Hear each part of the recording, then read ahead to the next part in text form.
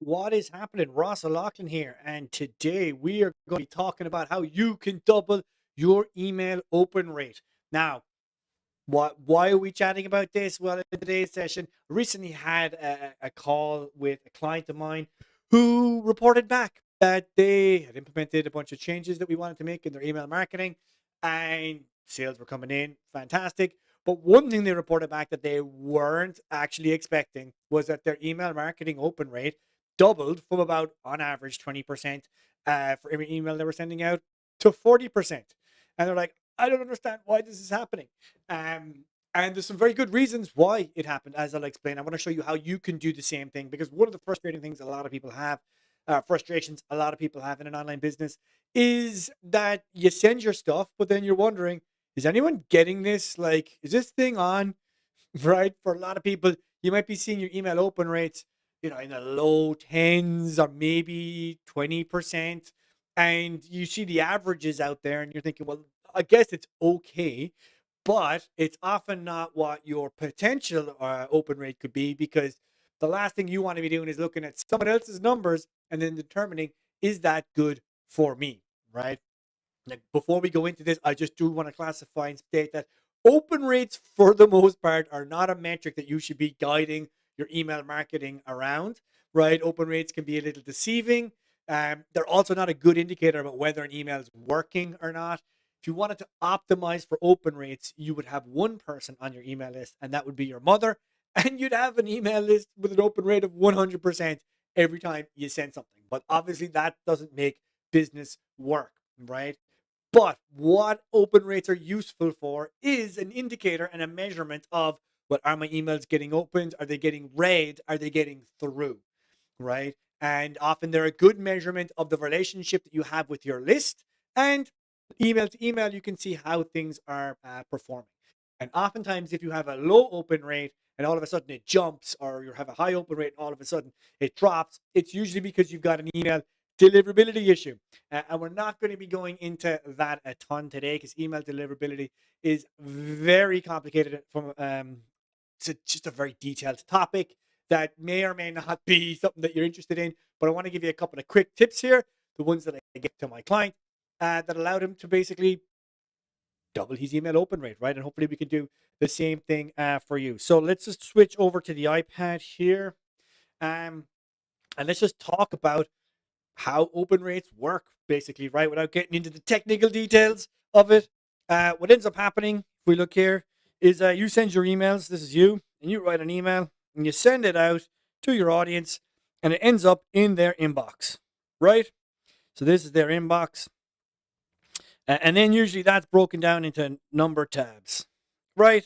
You've got your primary, you've got your promotions, and then you got all these other tabs if you're on Gmail, right? Or the email service providers tend to put them in certain places, spam maybe, if they don't think like you are a good sender. Okay, and this is really the issue.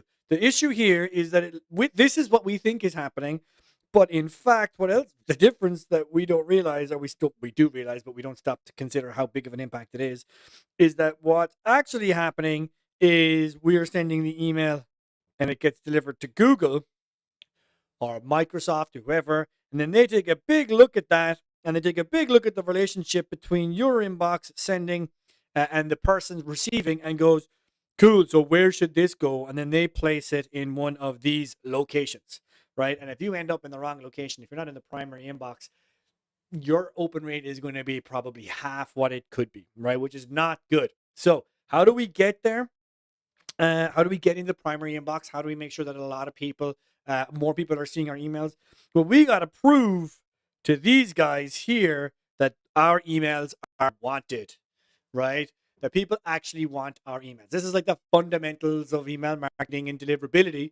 But one thing that a lot of people don't realize is what these services are looking for is a clear pattern that you are a spammer or a marketer, and they're looking to see, do you match the patterns of what those people behave like? And if you do, then they assume that you're a spammer and an email marketer, right? So what is one thing that spammers and high level volume based email marketers don't do? They don't reply to emails.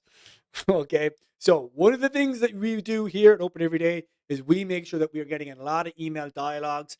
right? So that we can understand who's on our list, who's coming in, who's interested, who's a high level prospect, so that we have a sales tool rather than how most people consider email conversations, which is a customer support to do that generates zero revenue, right? You want your email conversations to be revenue generating. If you don't know how to do that, check out the link below. I have a just in the description, or if you're watching the recording of this, go below this video. There's going to be a button where you can get access to basically the Convert with Conversations framework that I use and I teach all my clients for how they can use email dialogues, instant messages, chat exchanges as a sales opportunity, essentially, and how you can take the conversations that are happening in your business naturally and turn them into sales, right? But back to the point here, what you want to do is number one, get as many conversations coming in from your new leads as possible. So if you have a new person coming in the front door here, right? What happens? Well, first thing we do is we send them an email, right?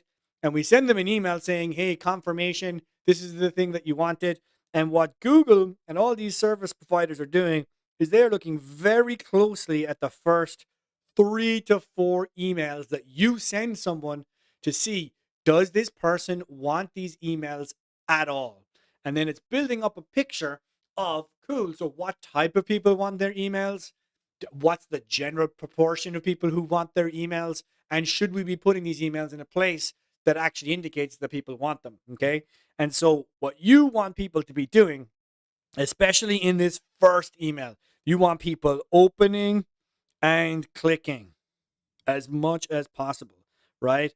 And if you're not training people to do that, take a look at how you're delivering your lead magnet and make sure that you are getting people to go and open that email and click on that link to get the thing, right? Then, number two, this here, this second email, you want this to be a conversation starter, right? You want a high percentage of people getting this email replying back to you, okay? How do you do that?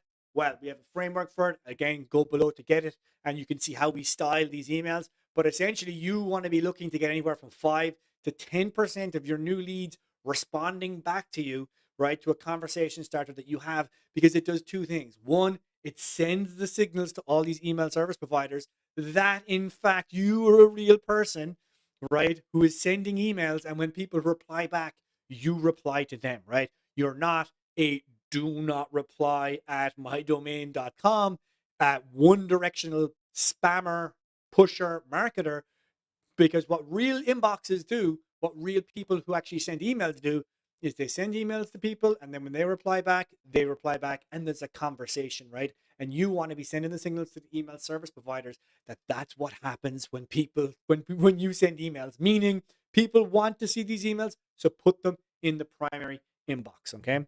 And if you do this and you apply it to the first 4 to 7 days, and you were getting high engagement and opens and clicks on those emails, and you're getting a decent number of people responding back to those conversations, I see it time and time again with my clients, but the open rates go through the roof, right? This one client had an average open rate of about 20. It went up to 40%. I had another client just this past week tell me their average open rate was about 15 to 20%. Now it's averaging 35 to 45, and in some cases 50%, right? What difference would it make to your business if your open rate jumped up to 50%? Obviously, I can't promise that, but can you imagine being at around 20% and then it jumped up to 50%? How many more people could you be? How many more people could you be seeing getting on your webinars, getting in your offers, right? It's a huge, huge boost when you get your content, your emails in that primary inbox where people actually can see it, all right? So check that out. If you're looking to see how can I get these kind of conversation starters baked in, and can I see how I can get people opening and clicking my emails, just go below, click that link. You can get a free copy of the guide that I share with people, the worksheets I share with people when we're training them how to get these conversations started and how to turn those conversations into sales conversations. So you're not just replying back and forth with tire kickers and with looky loos who are never going to buy anything. That's something that's interesting to you. Go below this video right now and you can get the link there.